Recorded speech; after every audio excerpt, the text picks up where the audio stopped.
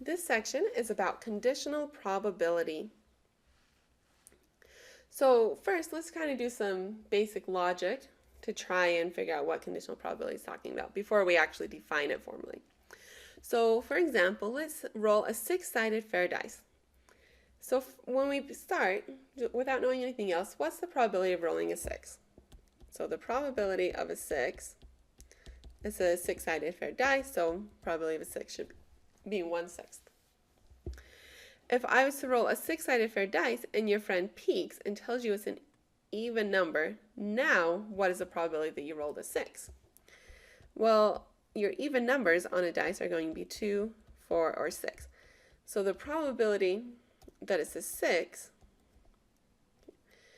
now I'm going to do right here that it's a 6 if you know it's even. Well, out of the even numbers, there's only 1/6, so the probability would be 1/3. So this is a conditional probability. It's when you say, if you already know something. So our next one, if you roll the dice and your friend tells you it's an odd number, let's see, what are our odd numbers on the dice? It would be 1, 3, and 5. So your friend tells you it's an odd number, what's the probability that you rolled a 6? So the probability that you rolled a 6, if you know it's odd. Well, when you look at the odd numbers, are there any 6s in there? No, there are 0 6s out of 3 odd numbers. So 0. If you know it's odd, you know it's impossible that you got a 6. So these are conditional probabilities. It means what do you know if you already know something.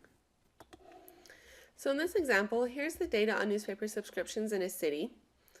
We've looked at this one before. We have the Beacon News, Atlantic Journal.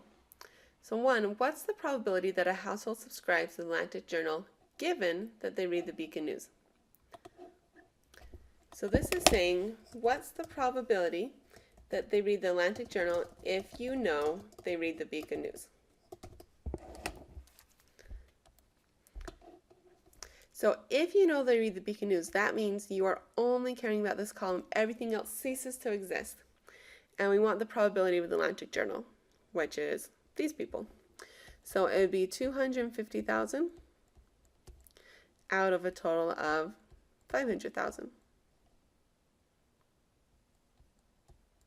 which equals 1/2. So again, this was because we already know it's the Beacon News. You only look at that column. Whereas our next one is reversed. So now we're looking for the probability that they subscribe to the Beacon News if you know they read the Atlantic Journal. So let's come back up and try this one now.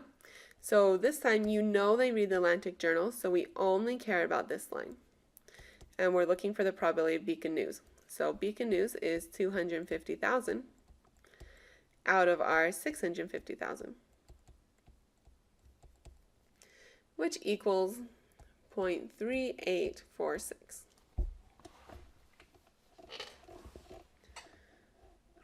So here's one for you to try. Now we found those probabilities using logic and reduced sample space. But we can get more complicated probabilities, so we probably want a formula. So this is a conditional probability formula and our definition.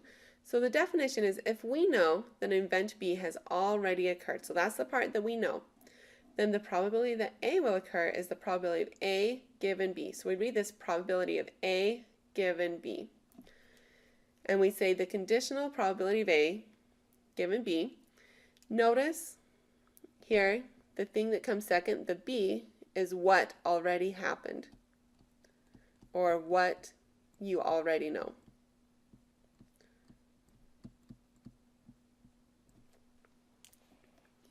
So to find this conditional probability, the probability of A given B is equal to the probability of A and B. That's the intersection for and, divided by the probability of B. So notice the probability of B here, the B here, that's the part that you already know. So when you divide, make sure you divide by the part that you already know.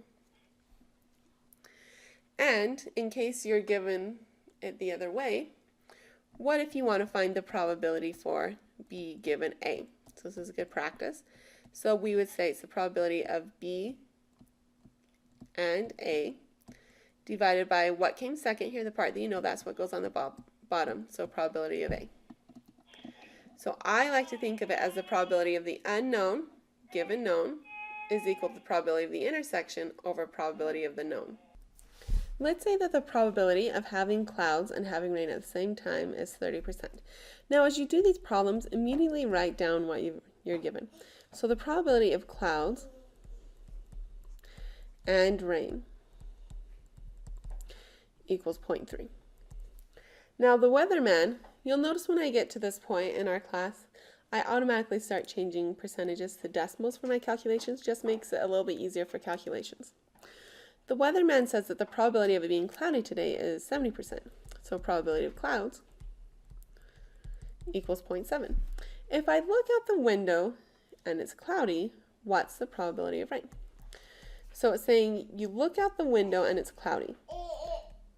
So that's the part that you know. So I usually write that down first. The part that I know is what we write second. What's the probability of rain? So I'm looking for the probability of rain if we know it's cloudy. So this is going to be equal to the probability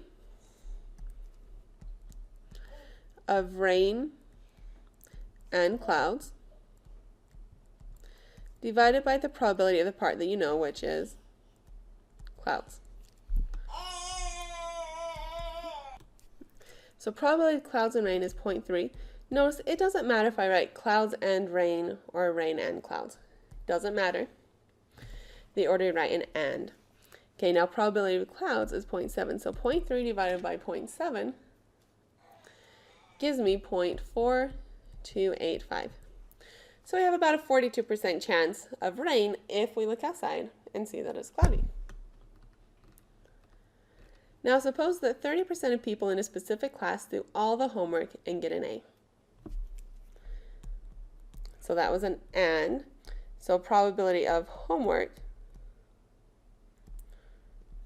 and A equals 0.3. The probability of a randomly chosen person getting an A is 50%.